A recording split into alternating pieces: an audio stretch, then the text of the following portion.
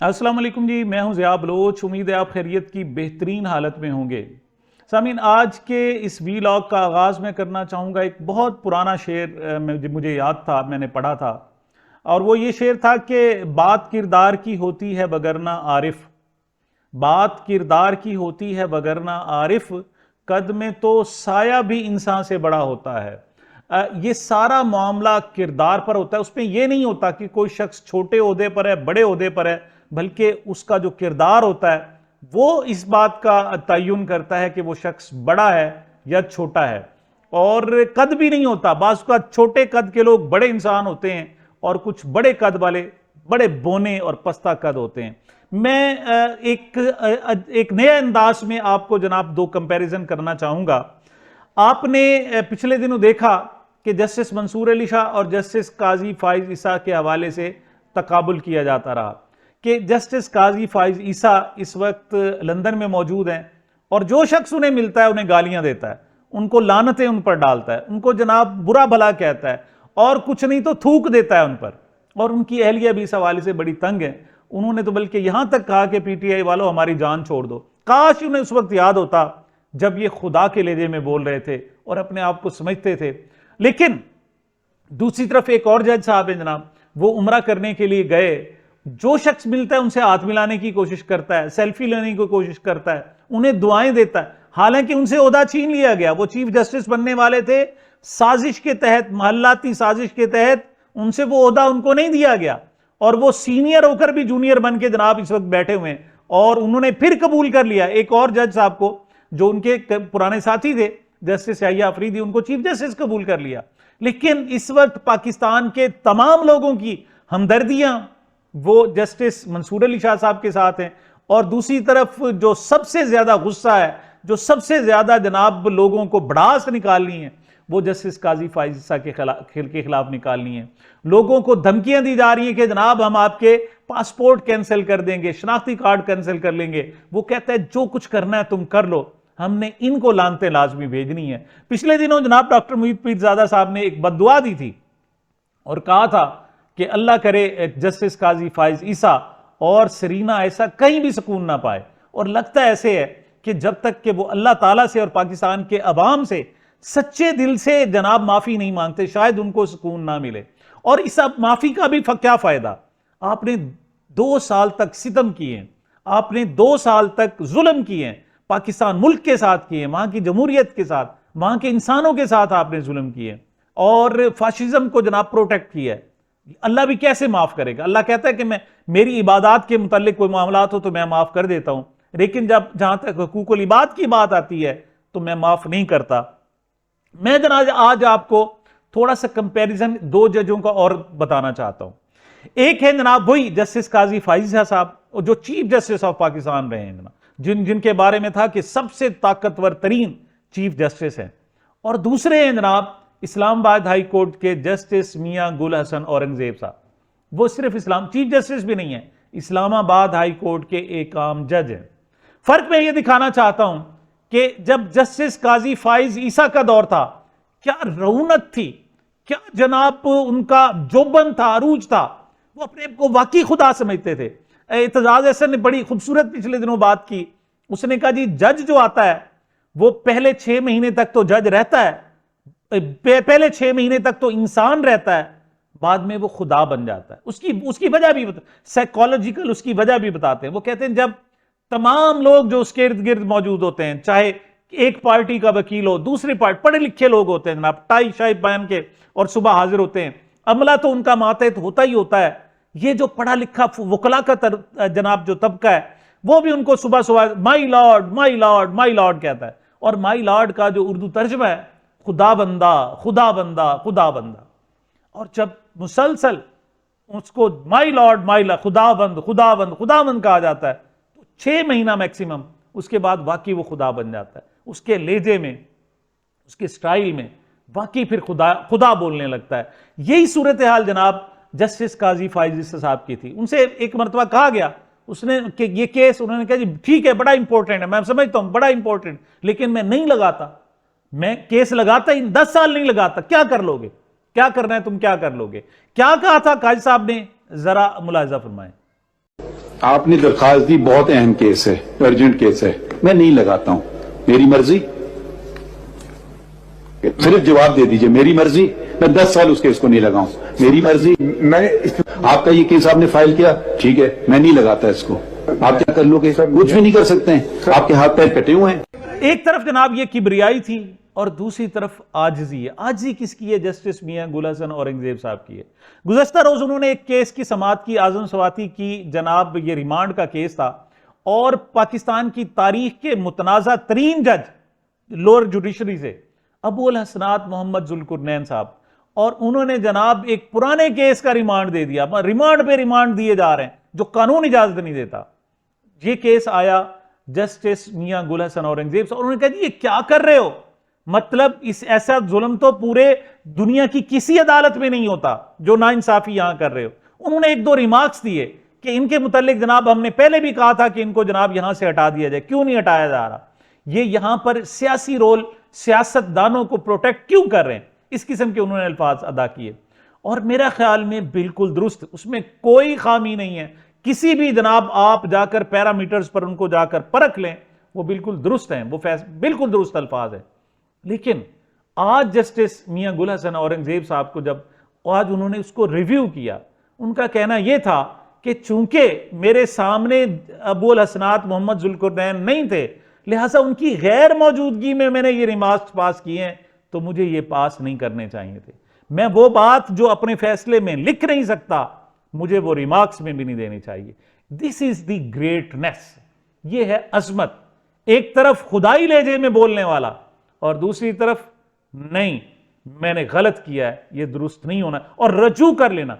उन्हें यह भी अंदाजा है कि मैं जनाब अदालत में बैठा हूं, मेरी प्रेस्टीज, मेरी वैल्यू सब कम होगी। यकीन करें, उससे उनकी वैल्यू कम नहीं हुई, उनकी दिलों में मोहब्बत और उनकी जो कीमत है वो और ज्यादा बढ़ गई है। इसे कहते हैं दुरुस्त दो चीजों में कंपैरिजन और दो जजों का आपस में मुआजना। मैं जनाब लगे हाथों आपको एक और वीडियो दिखाना चाहता हूं, और ये वीडियो है जनाब साबिक एमपीए अबाद फारूक के साहबजादे की। याद रहे कि ये मिलिट्री कस्टडी में है इस वक्त, और ये साबिक एमपी हैं, बहुत बड़े जनाब ये ताजिर हैं, सनतकार हैं।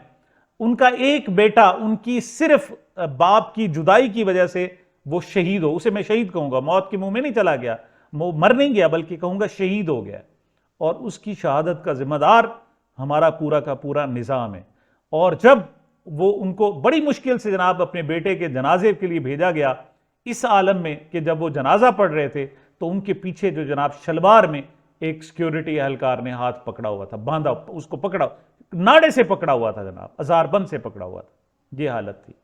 और अब उसके बाद उसके साहिबजादे छोटे से मासूम बच्चे हैं, मुसलसल फोन कर रहे हैं कि मेरी वालदा की हालत बहुत खराब है, मेरे चाचू की हालत, और वो जो जिनको जनाब एड्रेस करते हैं वो पाकिस्तान के आर्मी चीफ है जनरल हाफिज सैयद आसिम मुनीर साहब, उनको वो कह रहे हैं कि अंकल आसिम मेहरबानी करें। ये ऐसी अपील है जिसे सुनकर दिल पसीज जा जाता है, और कोई सख्त से सख्त दिल भी हो वो भी नरम पड़ जाता है। क्या कह रहे हैं ये बच्चा, जरा सुने। अस्सलाम वालेकुम आर्मी चीफ अंकल, मैं मियां इस्लामाबाद। मेरे पापा को पिछले 2 सालों से आर्मी कस्टडी में पकड़ा हुआ है। इन 2 सालों ने हमारे बहुत सारे जनाजे उठा दिए, जैसे कि मेरे भाई अमार का जनाजा हमने अपने हाथों से उठाया। हमारे मुस्तकबिल का जनाजा उठता जा रहा है। हम स्कूल नहीं जा रहे हैं, हमारा किसी किस्म का बिजनेस नहीं है। हमारी फैक्ट्रीज की मशीनरी लोहा और कबाड़ बनता जा रहा है। आर्मी चीफ अंकल, खुदा के लिए मेरे पापा को छोड़ दें, और उनके साथ जितने भी नाजायज लोग पकड़े हुए हैं उनको भी छोड़ दें, क्योंकि जब आप उनको रिहा करेंगे तो जब वो अपने बच्चों के पास वापस जाएंगे तो पाकिस्तान के सारे बच्चे मिलके आपको बहुत सी दुआएं देंगे।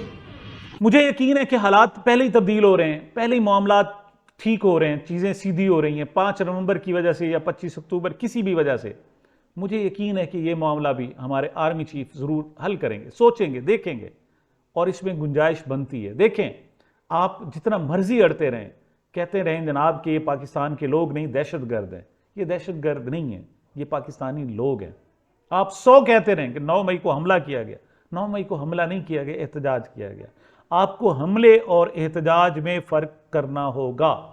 अगर आपको समझ नहीं आती तो आप जाकर बरतानिया को देख लें, वहां मियां नवाज शरीफ जाते हैं, यहां पर नहीं मारने दिया जाता किसी को। उसकी बेटी की जनाब हुकूमत है, उसकी बेटी के नाम पर चलो किसी की हुकूमत है, और वहां जनाब उसके घर के बाहर 24 घंटे मेला लगा रहता है। सवाल ही पैदा नहीं होता कि किसी को गिरफ्तार किया जाए, किसी को तंग किया जाए। नहीं, इंसानी हकूक है। तो आप इसे जबरदस्ती जनाब एक लिबादा उड़ा दें कि 9 मई को नहीं जनाब हमला हुआ, हमला नहीं हुआ, एहतजाज हुआ था। एहतजाज की हदूद क्रॉस हो गई हो लहदा। आपको उसको एहतजाज को देखना होगा। ये लोग इसराइली नहीं है, ये इंडियन नहीं है, ये राव मोसाद के लोग नहीं हैं, ये आपके अपने पाकिस्तानी हैं। इस हवाले से आपको बहरहाल सोचना होगा। बात करते हैं जनाब शेर अफजल मरवत साहब की।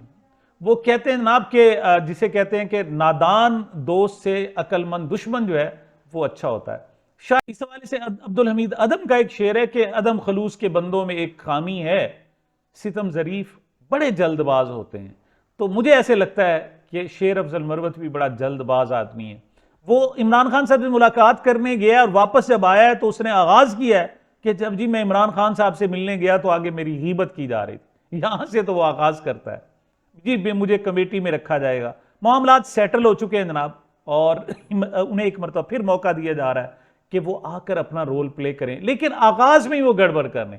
अब क्या हुआ है, सुप्रीम कोर्ट बार के इलेक्शन हुए और वो कहते नहीं मैंने वोट ही नहीं डाला। सबको पता था मुनीर काकड़ जनाब वो पीटीआई उसको सपोर्ट कर रही है, बतौर पार्टी उसको सपोर्ट कर रही है, अगरचे वो ग्रुप के इलेक्शन है लेकिन उसको सपोर्ट किया जा रहा था। और उसका रिजल्ट भी देखें कि सिवाय मुनीर काकड़ के सुप्रीम कोर्ट बार के बाकी तमाम लोग वो हैं जनाब जो पीटीआई के हिमायत याफ्ता हैं, वो जीत गए।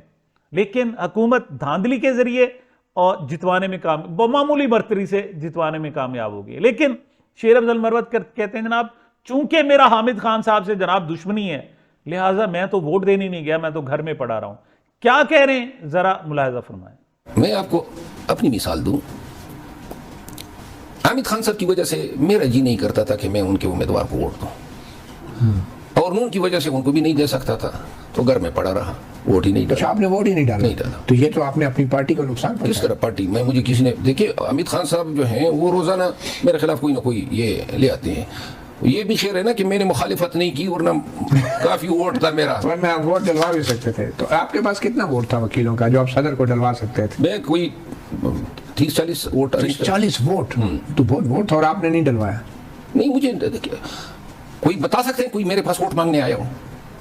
कोई मेरे पास वोट मांगने आया ही नहीं। पीटीआई के एक सीनियर वाइस प्रेसिडेंट हैं, आप एक वकील हैं, आप इंतजार करते रहे कि मेरी पार्टी के लिए कोई मेरा वोट मांगने। आपको मेरी पार्टी का तो देखें वो एक ग्रुप का कैंडिडेट था, पीटीआई ने तो कोई ऑफिशियली ऐलान नहीं किया था। वो तो नहीं था, लेकिन आपको पता था कि दूसरी तरफ कौन लोग हैं, आपने उनको जीतने पे मदद तो की ना फिर? मेरे भाई बात ये है कि वो कम से कम मुझे गालियां तो नहीं देते हैं जो जीते हैं, न मेरे खिलाफ इल्जामात लगाते हैं, न अर्दसराइयाँ करते हैं। अब इतना भी मैं अच्छा इंसान बन जाऊं कि लोग मुझे कुछ भी कहें और मैं अपने तई जनाब खरामा जाऊं कि नहीं जी मुझ पे तो बड़ा जज्बा चढ़ा हुआ है। इसी वजह से कह रहा था कि जनाब नादान दोस्त थे, दाना जो है दुश्मन अच्छा होता है। लेकिन बहरहाल ये इनका अपना एक तरीका कार है। आगे भी किस तरीके से चल सकते हैं नहीं चल सकते मुझे अभी अंदाजा नहीं है कि सूरत हाल कहां तक जाएगी, मामलात कहां तक जाकर खड़े होंगे।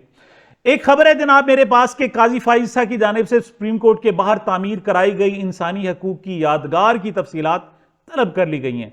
लागत, बिल्डर और मंजूरी देने वाली अथॉरिटी से मुतल्लिक मालूमात दी जाएं, यह अबूजर सुल्तान नियाजी ने सुप्रीम कोर्ट से दरखास्त की है और कहा जा रहा है कि 12 करोड़ रुपए यहां पर लगाए गए। काजी फाइजा साहब को आखिरी खाने में 20 लाख रुपए हुकूमती खर्च होने का तो बड़ा ही जनाब अफसोस है, उन्होंने खाना लेने से इनकार कर दिया था, लेकिन यहां 12 करोड़ खर्च कराए गए। और किसके जरिए? वो ठेकेदार जिस ठेकेदार ने काजी साहब का अपना घर बनाया था उसी को यहां ठेका दिलवाया गया 12 करोड़ रुपए का। और वहां इसको जनाब जो यादगार है, इसको जनाब असद अली तूर जो है वो कब्रिस्तान कहते थे कि ये जनाब ये बाकायदा कब्रिस्तान है, कुछ और नहीं है। जस्टिस काजी फाइजा साहब के खिलाफ जनाब एहतजाज हो रहा है और ये नहीं है कि उसमें जनाब सिर्फ शायान अली है, बल्कि जो अमरीकी जनाब कांग्रेसमैन है वो भी इस हवाले से एहतजाज कर। छोटा सा क्लिप मैं दिखाना चाहता हूं। ये जनाब माइक डोनाल्ड हैं जनाब वहां जो इस हवाले से एहतजाज कर रहे हैं, क्या कह रहे हैं जरा सुने। Mitchell Temple! Shame on you! Mitchell Temple! Shame on you! Mitchell Temple! Shame on you! Mitchell Temple! Shame on you! Mitchell Temple! Shame on you! Mitchell Temple! Shame on you! So let us hope that in the future, when it comes to electing our benches at these inns, that we apply a standard of human rights that is fit for purpose, and never again do we have someone like this man. Justice Qazi Faez साहब की गाड़ी के हवाले से और उनको बुरा भला कहने हवाले से बहुत सारी बातें की जा रही हैं। फयाज शाह साहब हमारे दोस्त हैं, वो कहते हैं जनाब मुनाफिकीन पाकिस्तानी अवाम को ये समझाना चाह रहे हैं कि तुम्हारी माओ बहनों और बेटियों से ज्यादा काजी फाइज़ ईसा की गाड़ी की इज्जत है, इनको घसीटना घरों से उठाना गलत नहीं, अलबत्ता काजी की गाड़ी पर हाथ मारना गलत है। बात यह है कि इम्तियाज चौधरी और जनाब एजाज चौधरी साहब की जो अहलिया हैं और इम्तियाज चौधरी साहब की भाभी हैं, उन्होंने 2 दिन रोज ही पहले प्रेस कॉन्फ्रेंस की और बताया गया कि उनके 11 माह के बच्चे 9 साल की बेटी को तशद्दुद टॉर्चर का निशाना बनाया गया, उनके घरों में तोड़फोड़, उनके मुलाजमीन को नंगा किया गया, बहुत तशद्दुद किया गया, लेकिन इस पर कोई नाम नहीं ले रहा। लेकिन काजी साहब जो पाकिस्तान के साथ जुल्म कर गए हैं, उनको अगर मुनाफिक कहा जा रहा है, उन पर जनाब एहतजाज किया जा रहा है, तो लोगों को बहुत ही बुरा लग रहा है। मैं समझता हूं कि बजाते खुद ये भी एक मुनाफिकत की निशानी है। काजी फाइज़ साहब ने जनाब एक और फैसला काजी साहब का वापस हुआ है क्या कि चीफ जस्टिस याहिया अफरीदी ने जस्टिस मंसूर अली शाह को तनाज़ात के हल की मुतबादिल कमेटी का चेयरमैन मुकर्रर कर दिया है। ये ADR थी, अल्टरनेटिव डिस्प्यूट रेजोल्यूशन कमेटी थी जनाब, और इसमें जनाब जस्टिस आयशा मलिक और एक जज साहब और थे, उसके जो सरबराह थे वो जनाब मंसूर अली शाह साहब ही थे, लेकिन काजी साहब ने उन्हें हटाकर जस्टिस याहिया अफरीदी को सरबराह बना दिया था। अब जस्टिस याहिया अफरीदी चूंकि चीफ जस्टिस बन गए तो उन्होंने जनाब अपनी जगह फिर दोबारा जस्टिस मंसूर अली शाह साहब को जिम्मेदारियां दी हैं। जस्टिस याहिया अफरीदी साहब कोशिश कर रहे हैं कि एक जो स्पिलिट है, डिवीजन है, तकसीम है सुप्रीम कोर्ट में, वो खत्म हो, चीजें स्मूथली चलें, लेकिन बड़ा मुश्किल काम है। देखते हैं आगे किस हद तक रिजल्ट फुल होती है, नतीजा खेज होती है या नहीं होती। आखिर में जनाब मैं आपको औरिया मकबूल जान के हवाले से बात करना चाहूंगा। एक अरसा हो गया वो भी काजी साहब की जनाब तासुब की भेंट चढ़े हुए हैं। क्यों? उन्होंने एक तनकीद की थी, उन्होंने कहा था जी मैं तो काजी को उस वक्त जानता हूं जब जनाब इसके फलां शख्स ने फलां शख्स को लूट लिया था, फलां के साथ ऐसा किया था। बहरहाल अब उनको जनाब उस केस में कि जिसमें जस्टिस काजी फाइज़ ईसा साहब जान छुड़ा गए, मतलब वो जनाब जो अहमदियत के हवाले से एक केस आया था, उस हवाले से अब चूंकि उनके कुछ रिमार्क्स थे, उनको अभी तक गैर कानूनी तौर पर जेल में रखा हुआ है। इस हवाले से अली इशफाक, मियां अली इशफाक साहब क्या गुफ्तगू कर रहे हैं जनाब औरिया मकबूल जान की जमानत के हवाले से, जरा मुलाजा फरमाएं। 2 मरतबा इस केस की आज हेयरिंग हुई है, उसमें 8 से ज़्यादा सवालात पूछे गए हैं अदालत की तरफ से। किसी एक का जवाब भी जो है वो FIA नहीं दे पाई। अपनी जो कॉज ऑफ अरेस्ट है, जो बेसिस हैं, जो मटेरियल है और इन्वेस्टिगेशन है, उसको किसी भी एक नुक्ता नज़र और किसी भी एक पहलू से जिन जराइम का इन्होंने इस FIR पर इर्तकाब किया उसकी रोशनी में किसी सूरत भी जस्टिफाई नहीं कर पाई, और अदालत ने अब इनसे रिकॉर्ड रिटेन कर लिया है। फैसला एक मरतबा फिर महफूज हो गया और हमारी बड़ी उम्मीद है कि आज अदालत जो है वो इस पर ना सिर्फ ये ऑर्डर पास करेगी बल्कि इंशाल्लाह बारिक व तआला हम उम्मीद करते हैं कि आज औरिया मकबूल जान साहब की जो तकलीफ़ हैं, जो बहुत लॉन्ग स्टैंडिंग पेंडिंग जो है वो यहाँ पे एडमिनिस्ट्रेटिव साइड पे डिलेस की वजह से कि कोर्ट में 6 मरतबा केस फिक्स हुआ, 4 मरतबा केस की समाअत ही ना हो सकी, 5वीं मरतबा समाअत मुकम्मल होने के बाद फैसला महफूज हुआ। लेकिन सामिन ये सूरत हाल थी। हम उम्मीद करते हैं कि इंशाअल्लाह औरिया मकबूल जान भी बहुत जल्द आज जेल से बाहर आएंगे, वो पाकिस्तान में उनको भी आज़ादी मिलेगी। अगर से बड़ा घुटन का माहौल था, लेकिन हालात चूंकि तब्दील हो रहे हैं, लिहाजा तवक्को की जानी चाहिए कि हमारी अदालतें इस हवाले से भी बड़ी जल्द फैसला देंगी और अच्छा फैसला देंगी। सामने ये मेरी अब तक की गुजारिशात थी। मुझे अपने इस चैनल को अपनी मोहब्बतों और दुआओं में याद रखिएगा। मिलते हैं छोटे से वक्फे के बाद।